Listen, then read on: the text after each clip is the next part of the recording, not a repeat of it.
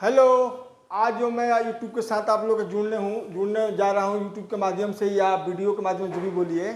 तो मैं आज मेरा टॉपिक से विशेष रूप से देखिए मानव शरीर की अस्थियाँ यानी कि मानव के शरीर का हड्डी, ठीक है, इसके बारे में मैं वीडियो बना रहा हूँ आप लोगों के साथ जुड़ने के लिए।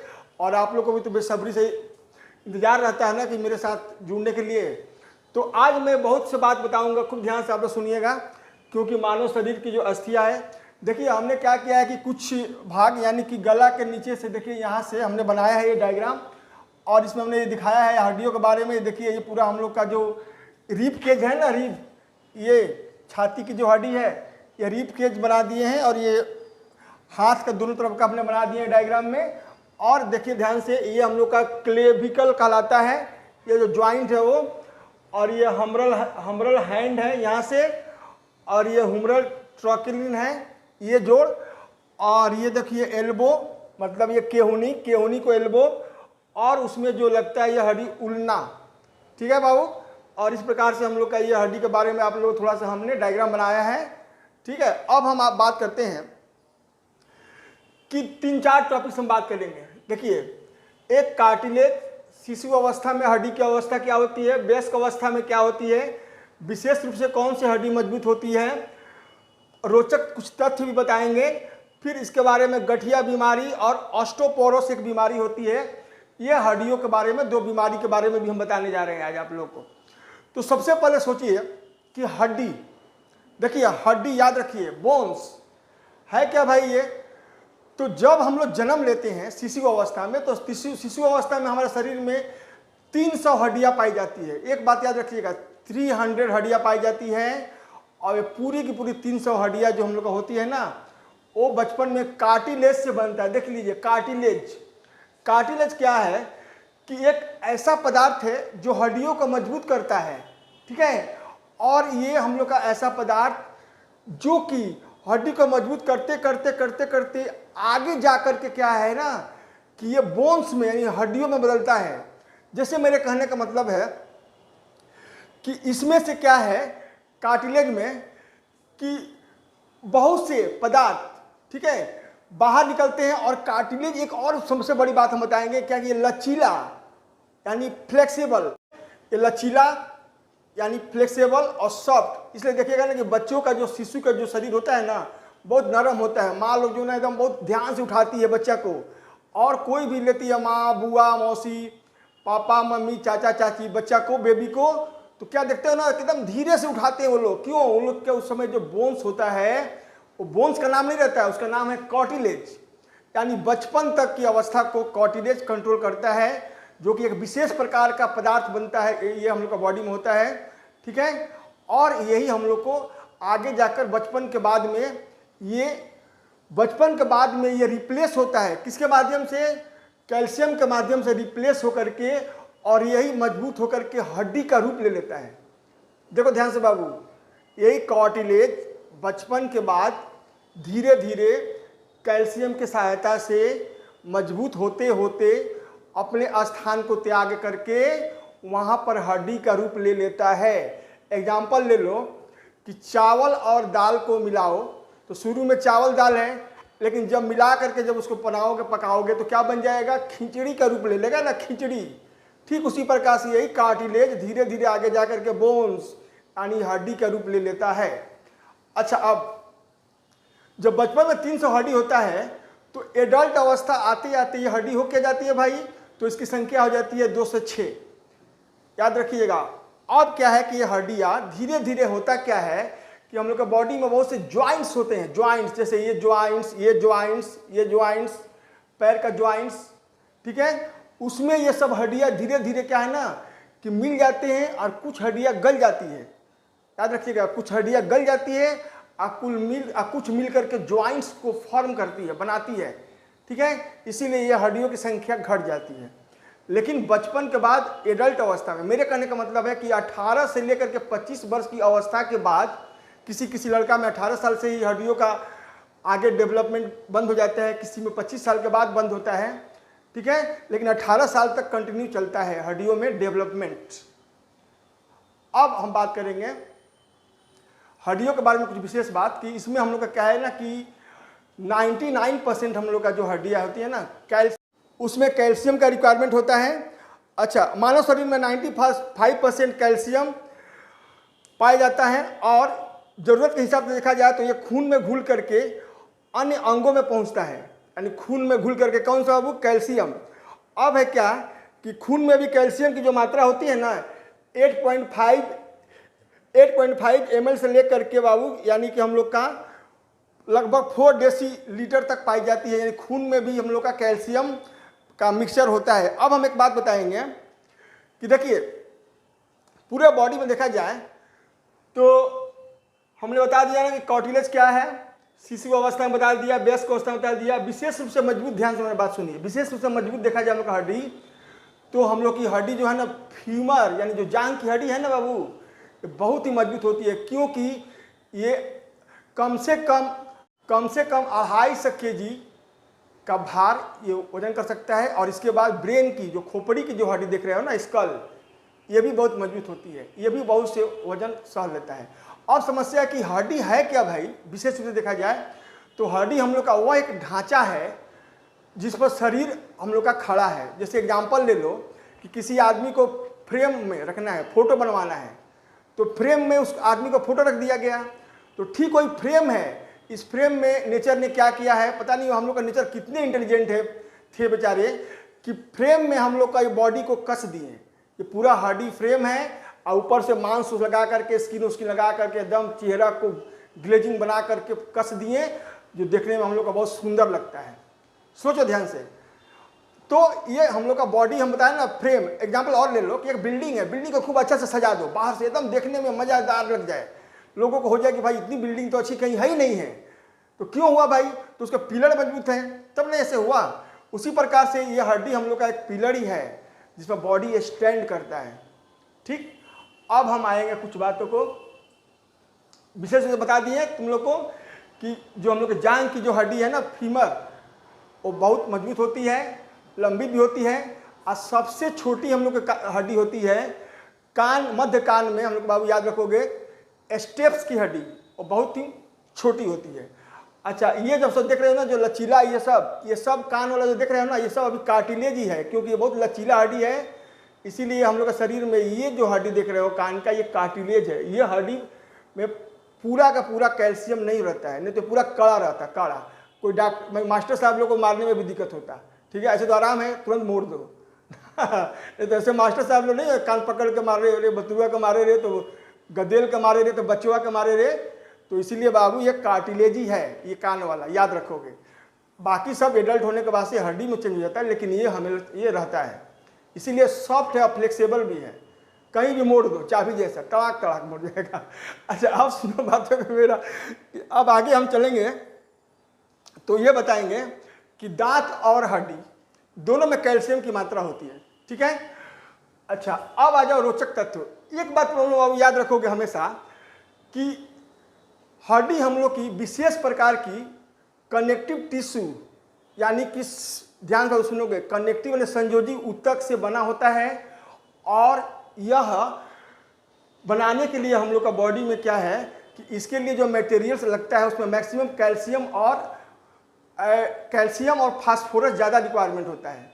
अब एक हम बार बात बताएंगे कि ये जो हड्डी है ना हम लोग का, तो ये भुरभुरा भी होता है, मतलब इसमें, और इस छिद्र होने के कारण इनके अंदर में आरबीसी, डब्ल्यूबीसी और प्लेटलेट्स यानी लाल रक्त कणिका, श्वेत रक्त कणिका और रक्त बिंबाणु बनते हैं, जिस क्रिया को बोन मैरो कहते हैं। याद रखोगे, हड्डी में ही हम लोग का लाल रक्त कणिका यानी कि आरबीसी, श्वेत रक्त कणिका यानी डब्ल्यूबीसी और रक्त बिंबाणु जिसको हम बोलते हैं इंग्लिश में प्लेटलेट्स, ये बनता है। इस क्रिया को बोन मैरो कहते हैं।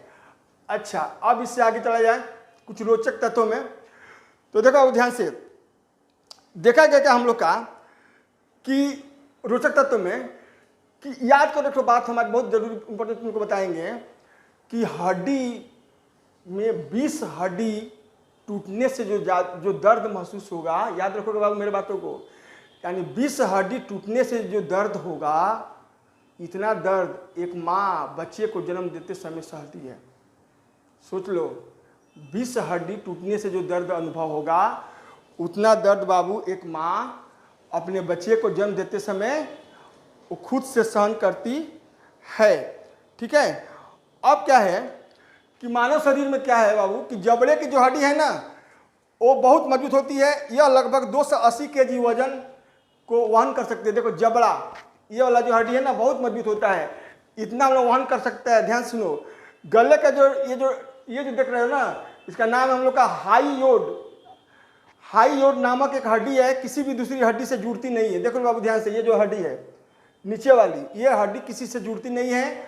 अगला हम बताने जा रहे हैं तुम लोग को कि ऑस्टियोपोरोसिस जो बीमारी है जो हड्डियों से संबंधित है बाबू, और जिसमें हड्डियों की संख्या घटने लगती है। यह बीमारी हम लोग देखो यहाँ लिखे भी हैं, यह बीमारी हम लोग का ज़्यादा महिलाओं में पाया जाता है, और वैसे महिलाओं में ज़्यादा पाया जाता है जिसकी मेंस्ट्रुअल यानी मासिक धर्म बंद हो जाता है, क्योंकि उस समय कैल्शियम की कमी रहती है। और एक बात और याद रखोगे, महिलाओं में हड्डियों में बहुत ज़्यादा दर्द रहता है। क्यों?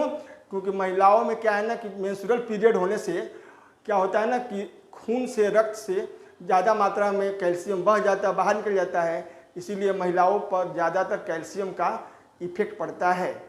फिर आगे हम बताएंगे तुमको बाबू कि स्टील की तुलना में देखा जाए, देखो स्टील की तुलना में देखा जाए तो हड्डियाँ 5 गुना मजबूत होती है। सोचो, स्टील की तुलना में हड्डी 5 गुना मजबूत होती है। और हड्डी टूटने के 3 संकेत होते हैं, खूब ध्यान से समझोगे। यदि दर्द लग गया, मैंने दर्द कहीं हो रहा है तो समझो कि हड्डी टूटा है। उसके बाद से चोट की यदि जगह हो गया है, मान लो कि चोट की जगह पर कुछ फूल गया है, देखो दर्द हुआ तो समझो कि हड्डी टूट रहा है, टूट गया है। चोट जहाँ लगा वहाँ पर कुछ मांस फूल रहा है तो समझो कि हड्डी टूट गया है। और शरीर का यदि अंग टेढ़ा मेढ़ा हो गया तो मान लो कि तुम लोग का हड्डी में कुछ ना कुछ डिफेक्ट हो गया है। और एक मैं और बताएंगे कि मानव शरीर में जितना कैल्शियम है उसका 99% हड्डियों और दांतों में पाई जाती है। ख्याल रखो बाबू, मानव शरीर में जितनी भी कैल्शियम है उसका 99% हड्डी बनाने और दांतों में पाया जाता है। और आगे देखो कि मानव खोपड़ी में 22 हड्डियां पाई जाती है। इसको भी 2 भाग में बांटा गया है, एक हम लोग का कपाल और दूसरा हम लोग का चेहरा। तो देखो बाबू, ये कपाल ये है और एक चेहरा, यानी कि इसको 2 भाग में बांटा गया है। अब है क्या हम लोग का कि कपाल में देखा गया कि हमारे मस्तिष्क जो है ना, ये कपाल पूरा मस्तिष्क को सुरक्षित करता है, और इसमें 8 प्लेटनुमा हड्डियाँ माने प्लेट के अनुसार हड्डियाँ पाई जाती हैं जो कि इसको मजबूती प्रदान करती है। फिर अगला हम लोग का है चेहरा, जो पूरा देखो ना फेस, ऐसे तुम लोग का भी फेस है, तो इसमें कुल हम लोग के 14 हड्डियाँ रहती हैं।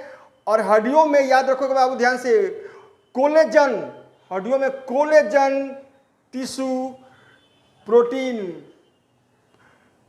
पाया जाता है जो खुद हड्डियों को प्रगतिशील और मजबूत करने में सहायता करते हैं। सुन रहे हो ध्यान से, हम लोग का जो प्रोटीन पाया जाता है हड्डियों में उसका नाम हम लोग का है, ठीक है, उसका नाम हम लोग का बाबू है कोलेजन। कोलेजन उत्तक यानी टिश्यू प्रोटीन जो कि हम लोग को हड्डियों को बार बार मजबूती प्रदान करता रहता है। ठीक है। अब आया जाए कुछ आगे बाबू देखा जाए तो देखो ये अब आ जाओ गठिया बीमारी, हम तो ऑस्टियोपोरोसिस की बता भी दिए। अब गठिया बीमारी सुन लो। तो देखा होगा कि उम्र बढ़ने के साथ साथ बहुत से हम लोग के घरों में जो बुजुर्ग हैं ना, दादा दादी या और लोग, यानी कि 45 साल के बाद, मान लो बाबू जैसे एक एग्जाम्पल दिखा रहे हैं कि एक आदमी के घर में मान लो सिलाई मशीन है, 6 महीना नहीं चलाया, तो क्या देखा गया कि सब उसका अंग जो है ना जंग पकड़ लिया ना। अब क्या है कि उसमें ऑयल मंगाओ, उसको डालो तो लूज हो जाएगा, लूज होगा तो फिर उसका ऑर्गन काम करेगा। ठीक हम लोग का बॉडी में भोजन करने से अंतर माने बॉडी का जहाँ जहाँ ज्वाइंट्स है, देखो अब जैसे ज्वाइंट ये ज्वाइंट ये ज्वाइंट ये ज्वाइंट ये ज्वाइंट है ना सब, तो इसमें हम लोग का एक ऑयल मिलता है, ऑयल, ठीक है। वो ऑयल किस रूप में मिलता है बाबू हम लोग का, तो ये हम लोग का ये जो ऑयल है, ये ऑयल निकलता रहता है, खुद नेचुरली है। और इसको जैसे ग्रीसिंग होता है ना कोई पार्ट्स, वैसे ग्रीसिंग करके रखता है। लेकिन जब उम्र बढ़ती है तो बाबू देखोगे ना कि बूढ़े आदमी लोग लाठी लेकर बैठे बैठे बैठे, अरे बाप रे, उठे उठे उठे, और बोलते हैं हम बैठ नहीं पाएंगे, बैठेंगे तो जल्दी उठ नहीं पाएंगे। तो क्यों? क्योंकि उनको गठिया रोग का प्रॉब्लम हो गया है। क्या वो गठिया रोग? गठिया रोग याद रखोगे कि शरीर में यूरिक अम्ल के बढ़ने से होता है। और ये भी याद रखोगे बाबू कि यूरिक अम्ल हम लोग का जो शरीर में है वो सेल्स में बनता है, सेल्स कोशिकाओं में, और भोजन लेने से वो तैयार होता है। और ये यूरिक एसिड हम लोग का डेली बनता है शरीर में, जिसको कि किडनी इसको फिल्टर करके पेशाब के रूप में बाहर निकाल देती है। याद रखोगे बाबू, किडनी इसको फिल्टर करके शरीर से बाहर निकालती है, इसीलिए इसका बैलेंस बना रहता है। लेकिन जब ये डिसबैलेंस हो जाता है तो याद रखोगे, जब भी ज्वाइंट्स में जब ये पहुंचेगा, जहां भी ज्वाइंट्स है बाबू वहां पर दर्द होगा। तो ये बात याद रखो लो कि जब भी जो बुजुर्ग आदमी है उनका यदि पैर में बैठने में दर्द हो रहा है, उठने में दर्द हो रहा है, हाथ मोड़ने में दर्द हो रहा है, तो उनके शरीर में यूरिक एसिड बढ़ गया है। और यदि वो थोड़ा सा भी बैठ रहे हैं, ठीक है, तो उस ज्वाइंट्स में यानी जोड़ों में वो यूरिक एसिड आ जा रहा है, इसीलिए वो उठने में उनको कष्ट हो रहा है। और यदि वो उठ गए हैं तो फिर उसमें भी आज उनके ज्वाइंट्स में जोड़ों में यूरिक एसिड आ गया है, तो उनको बैठने में दिक्कत हो रहा है। तो ये याद रखोगे मेरे बातों को कि यूरिक एसिड के कारण ही उठने बैठने में बुजुर्गों को दिक्कत होती है। ठीक है, तो मैंने ये बात बता दिया। अब क्या है कि तुम लोग मेरे बारे में जैसे हमने जो जो बताया हड्डी के बारे में, ठीक, ये याद रखोगे। और इसमें एक ये बात हमेशा याद रखोगे, तुम लोग हम आज अलग से बोल रहे हैं कि समझो हमने एक बात क्या बताया कि एक माँ कैसे अपने बच्चा को जन्म देती है कष्ट से। सोचो 20 हड्डियों के टूटने के बराबर जो दर्द होगा, उतना दर्द एक माँ अकेली सहती है। इसीलिए तुम लोग माँ को और पिता को हमेशा अपना देवता मानो, उन्हें ही गॉड मानो, उन्हें ही अल्लाह मानो, उन्हें ईश्वर मानो, क्योंकि सही में मायने में वही हम लोग का पहला ईश्वर है, और उनके माध्यम से ही हम लोग का ईश्वर भी खुश रहते हैं। इसीलिए बाबू उनके बातों को मानोगे, अच्छा से पढ़ाई करोगे। एक दो बात और बताऊंगा तुम लोग को कि एक बात याद रखो कि कभी भी अपने समय में लड़कियों के पीछे ज़्यादा नहीं भागो, क्योंकि लड़कियों के पीछे यदि तुम ज़्यादा आज भागते हो तो कल तुम्हारी ज़िंदगी खराब हो जाएगा। ठीक है। नंबर 2, मोबाइल में ज़्यादातर टाइम मत व्यतीत करो, गेम ज़्यादा मत खेलो, क्योंकि आज जो गेम खेल रहे हो तो चूंकि आज तुम अपने पापा के होटल में खा रहे हो तो गेम खेल रहे हो, मस्ती कर रहे हो, और कल जब तुम्हारी जिम्मेवारी आएगी तो क्या करोगे। इसीलिए वो सोचो कि आज ये पापा का जो होटल है ये हमेशा के लिए नहीं रहेगा, इसीलिए अपनी होटल तैयार करो। ठीक है, अपनी होटल बनाने के लिए क्या है कि जो मैंने बताया कि पढ़ाई पर फोकस करो, ठीक है, दिमाग को संतुलित रखो, ज़्यादा गेम में ध्यान मत दो, और एक बात हमेशा लड़कियों की तरफ में ज़्यादा ध्यान नहीं दोगे, क्योंकि ऐसे क्या हो ना कि समाज में आज तो लड़की को तुम ध्यान दोगे और कल तुम्हारा लाइफ खराब हो जाएगा। तो तुम ऐसे बनो कि वही लड़की कल तुम्हारे लिए वेट करे, इंतजार करे, ये नहीं कि तुमको ये बोले कि बाद में यार फालतू आदमी है, बेकार उससे शादी कर ली है, ये कर लिए, कोई कमाता धमाता नहीं है। तो समाज में उसी को इज्जत मिला है जो पैसा कमाता है, याद रखोगे, और जो पैसा नहीं कमाता है उसको समाज में इज्जत नहीं है। एक और बात बताने जा रहे हैं कि तुम्हारे जितने भी रिश्तेदार हैं, कभी भी तुम शादी ब्याह में यदि वहाँ जाओगे तो देखोगे कि जो मेहमान ज़्यादा पैसे वाले हैं उनका ज़्यादा मान जान है, यहाँ बैठिए, उनके लिए अलग खाना पीना हो रहा है। और जो कमज़ोर मेहमान हैं उनको कोई पूछ ही नहीं रहा है, पूछ भी रहा है तो थोड़ा सा बैठा दीजिए जी, ये कर दीजिए जी। सोचो ये समाज में कितनी बड़ी विडंबना है हम लोग का। इसीलिए बाबू अपना समय बिताना हो अच्छा से, खुशनुमा। तो हमने जो बात बताया उस पर ख्याल करोगे और बाकी सब ध्यान रखोगे। तब तक के लिए धन्यवाद।